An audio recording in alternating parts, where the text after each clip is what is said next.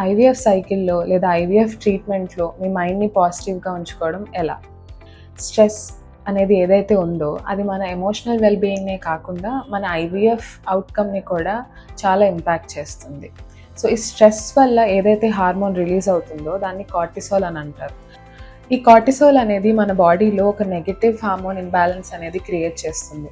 దానివల్ల మన egg quality, తర్వాత స్టిమ్యులేషన్‌కి రావాల్సిన బాడీలో రెస్పాన్స్, తర్వాత ఎంబ్రియో క్వాలిటీ ఇవన్నీ ఇంపాక్ట్ అవుతాయి.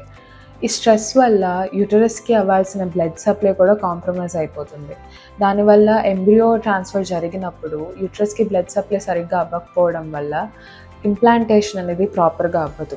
ఫస్ట్ థింగ్ ఓవర్ థింక్ చేయొద్దు. ఈ ప్రాసెస్ ఎలా ఉంటుంది? ఎలా అవుతుంది? ఎన్ని రోజులు పడుతుంది? ఇవన్నీ టెన్షన్ తీసుకోవడం కాకుండా మీ డాక్టర్ ఎవరైతే ఉన్నారో మీకున్న డౌట్స్ అన్నీ వాళ్ళని అడిగి, ఎలాగైతే ఐవీఎఫ్ ప్రాసెస్ స్టార్ట్ చేసే ముందు వాళ్ళు మీకు స్టెప్ బై స్టెప్ ఆ ప్రాసెస్ అంతా కూర్చొని ఎక్స్‌ప్లెయిన్ చేస్తారో అప్పుడే మీకున్న డౌట్స్ అన్నీ క్లియర్‌గా అడిగి ఆ టెన్షన్ అనేది తీసుకోకుండా ఉంటే చాలా వరకు మీ మైండ్ పాజిటివ్‌గా ఉంచుకోవచ్చు.